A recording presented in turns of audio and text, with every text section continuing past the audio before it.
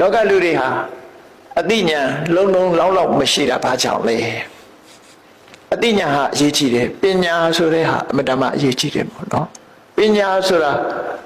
ခွဲခြားစိတ်ဖြာပြီးသိတယ်အကြောင်းနဲ့အကျိုးအကောင်းနဲ့ဆိုခွဲခြားသိတာပညာလို့ခေါ်တယ်လုပ်တင်တာနဲ့မလုပ်တင်တာပြောတင်တာနဲ့မပြောတင်တာခွဲခြားသိတယ်ပညာအဲ့ဒီပညာဟာလုံလောက်တဲ့အတိုင်းအထိပြည့်ပြီးတော့မလာတာဘာကြောင့်လဲဆိုလို့ရှိရင်ကြည့်အနာဝဋ္ဌိတစိတ်ဓာတ်ပါလေကိုယ်စိတ်လေးကိုငြိမ်အောင်မထားနိုင်တာအကြောင်းတစ်ခုပဲနော်စိတ်ဓာတ်ကလေးစိတ်လေးကိုငြိမ်အောင်ထားနိုင်ရငြိမ်အောင်ထားနိုင်ရမယ်ဆိုတာဘယ်လိုဟာလဲတရားစွမ်းအားနဲ့ဆုံးဖြတ်ပြီးဘယ်ဟာအမှန်လို့ဆိုတဲ့ပုံမှာဆုံးဖြတ်ချက်နဲ့မှန်ကန်တဲ့ပုံမှာငြိမ်အောင်ထားနိုင်ရငြိမ်အောင်မထားဘူးဆိုတာပြေးနေတဲ့မြင်းပေါ်မှာနော်တခွားသည့်အလုံးကြီးတင်ထားလို့ရှိရင်အဲ့တခွားလုံးကမြင်းကြောပေါ်မှာနေနိုင်မှာမလားမြင်းကပြေးနေတာမပြေးတော့မှပဲမြင်းကြောပေါ်မှာတခွားသည့်တင်တော့လိမ့်ချမှာပဲလေကတုံးပြောင်းနေတဲ့ပုဂ္ဂိုလ်ပေါ်မှာ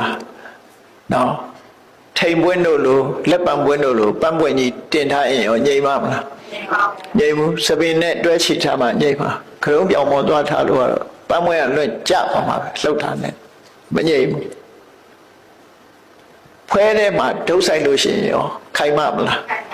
မခိုင်ဘူးအဲ့လိုဟာတွေကစိတ်ဓာတ်ဟာလည်းပဲထို့တူပဲဒါက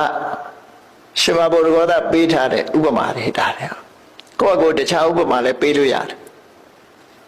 အနာဝဋ္ဌိတစိတ်ဓာတ်ဆိုတာဒီလူတယောက်ရဲ့စိတ်ဓာတ်တည်ငြိမ်မှုမရှိဘူးအခုတစ်မျိုးအခုတစ်မျိုး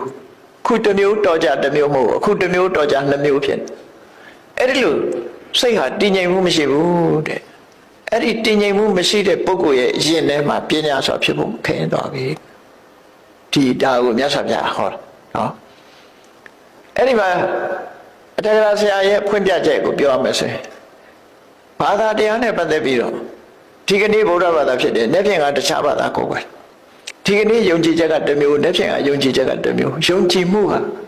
မခိုင်မြဲတဲ့ပုဂ္ဂိုလ်တွေအဲ့ဒီပုဂ္ဂိုလ်မျိုးတွေဟာအနာဝဋ္ဌိတစိတ်ဓာတ်နဲ့အဝဋ္ဌိတစိတ်ဓာတ်ဆိုတာတည်ငြိမ်တဲ့စိတ်အင်္ဂလိပ်စကားပုံလေးတစ်ခုသိတယ်မို့လားအင်္ဂလိပ်စကားပုံ proverb လို့ခေါ်တဲ့ဆိုရိုလေးကောင်းတာကိုလမ်းညွှန်တာမှန်သမျှတူတူပဲ rolling stone gathers no moss အင်္ဂလိပ်စကားပုံ proverb လို့ခေါ်တယ်စကားပုံပေါ့ rolling stone ဆိုတာလိမ့်နေတဲ့ကြောက်တုံးမှာရှင်ကြီးမကပ်ဘူးဆိုတာတို့တူပဲစိတ်ခဏခဏပြောင်းနေတဲ့လူမှာဘာမှအကျိုးသက်ရောက်ဖို့ရမှာမဟုတ်ဘူးအလောက်ကလည်းပဲဆွဲဆွဲမြဲမြဲမလုပ်ဘူးအခုလှုပ်ချင်းထားလို့တယ်မလှုပ်ချင်းရလိုက်တယ်အဲ့ဒီပုဂ္ဂိုလ်မှလည်းပစ္စည်းဥစ္စာခိုင်မှာမဟုတ်ဘူးလို့ဆိုလို့တယ်ပညာလည်းရမှာမဟုတ်ဘူး rolling stone လို့ပဲမတည်မြဲဘူးခဏခဏပြောင်းလဲနေတယ်အဲ့လိုမျိုးတွေလုံနေလို့ရှိရင်ပညာမရဘူးလို့ပြောတယ်ဘယ်လောက်ပဲဖြစ်ဖြစ်တီတီငြိမ်ငြိမ်တိတိမတ်မတ်လုပ်ဖို့လိုတယ်ပညာသင်ရင်လည်းတိတိမတ်မတ်စီးပွားရှာရင်လည်းတိတိမတ်မတ်တည်ငြိမ်တဲ့စိတ်နဲ့လုံးမှာပညာရမယ်စီးပွားရမယ်ကျမ်းမာမှုရမယ်ကျမ်းမာတာဆိုတာလေအေးဒီကနေ့တော့ကိုယ်နဲ့တဲ့တာစားလိုက်တယ်နောက်တစ်ခါမတဲ့တာတွေ့တဲ့အခါကျသေးကြပြီးစားပြန်နော်မတဲ့သေးရင်တော့ရှောင်လိုက်တယ်ဟိုမမြင်သေးရှောင်လိုက်တယ်ကိုယ်နားမှာမရှင်းရှောင်တယ်ဟုတ်ကဲ့တွင်းသီးသိကြိုက်တယ်ဆိုတဲ့ကတွင်းသီးမပေါ်တဲ့အခါတော့ရှောင်တယ်ကိုယောဂနဲ့လည်းမတည့်ဘူးဆိုတော့ဒွေးသီးမပေါ်တဲ့အခါတော့သူရှောင်နေတာပေါ်ပြီးဆိုရင်မနေနိုင်ဘူးအဲ့ဒါမျိုးပြောတာနော်အဲ့တော့ရှောင်နေဆိုတာအခိုင်အမာဆုံးဖြတ်ချက်နဲ့ရှောင်ကြောက်ကမကောင်းတဲ့လူတွေကတင်းချင်းသီးရှောင်တင်းချင်းသီးကကြောက်ကကိုပြည့်စည်စေနိုင်အဲ့ဒါလေတွေးလိုက်တဲ့အခါမဖြစ်တော့ပါဘူးဆိုရင်စားလိုက်တယ်စားကောင်းတဲ့ဆက်စားပြီးဒုက္ခရောက်သွားရောနော်အဲ့ဒါမျိုးအနာဝဋ္ဌိတစိတ်ဓာတ်ကိုယ့်ရဲ့ဆုံးဖြတ်ချက်နဲ့စိတ်ဓာတ်တည်ငြိမ်မှုမရှိဘူးဆိုလို့ရှိရင်ကျမ်းမာရေးလည်းမရနိုင်ဘူးပညာရေးလည်းပြည့်ပြည့်ဝရမှာမဟုတ်ဘူးစီးပွားဥစ္စာလည်းပြည့်ပြည့်ဝရမှာမဟုတ်ဘူးတဲ့ဒီလိုဆိုလို့လေနော်အနာဝဋ္ဌိတစိတ်ဓာတ်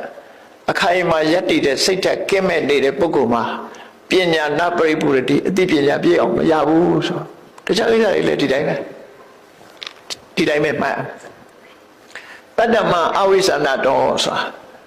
ပညာရှိသူတော်တို့ရဲ့အဆုံးအမတရားစာပေကျမ်းကမှာတော့ ဒီသူတော်ကောင်းတရားလို့ဆိုတာဘောဓိပက္ခိယတရား38ပါးကိုပြောတာဘောဓိပက္ခိယတရား38ပါးဆိုတာအကျဉ်းချုပ်လိုက်ပဲဆိုလို့ရှိရင်သူကမဂ္ဂင်၈ပါးထဲမှာအလုံးရောက်သွားတယ်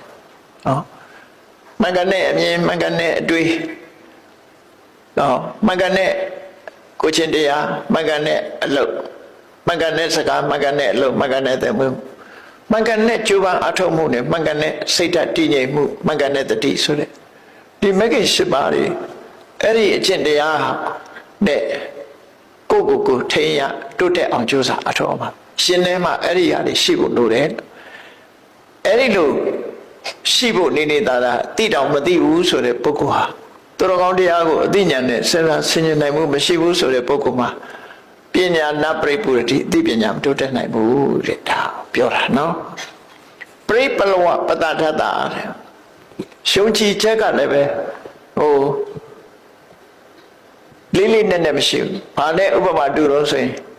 ဘူးတောင်းလို့ရေထဲမှာပေါ်လို့ပေါ်ပြီးလှုပ်ရှားရိမ့်ရိုင်းနေတာမျိုးပရိပလဝပတ္တရယုံကြည်မှုကမခိုင်မာဘူးလို့ဆိုလို့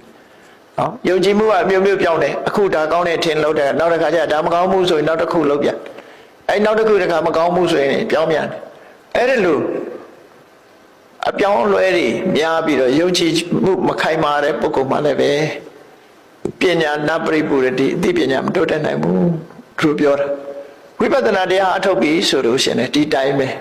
လောကီပညာသင်ကြရင်လည်းပဲဒီတိုင်းပဲစိဘောဥစ္စာရှာရင်လည်းပဲဒီတိုင်းပဲဒီပုံစံအဲ့ဒါကြောင့်မလို့မြတ်စွာဘုရားရဲ့လမ်းညွှန်ချက်ကဘာလို့ဆိုဒီကောင်းတဲ့အရာတစ်ခုကိုတတ္တမံအဝိဇ္ဇနာတော့ကိုကကောင်းတယ်လို့သိထားပြီးဆိုလို့ရှိရင်တော့အခိုင်အမာစိတ်ဓာတ်ကိုတည်ငြိမ်အောင်ထားပြီးရှုံချီချက်ကိုအခိုင်အမာထားပြီးကြိုးစားလို့ပြောတာအဲ့ဒါလိုကြိုးစားလို့ရှိရင်သူဟာကိုယ်ရည်မှန်းချက်ပတ်နဲ့ရလာမှာတော့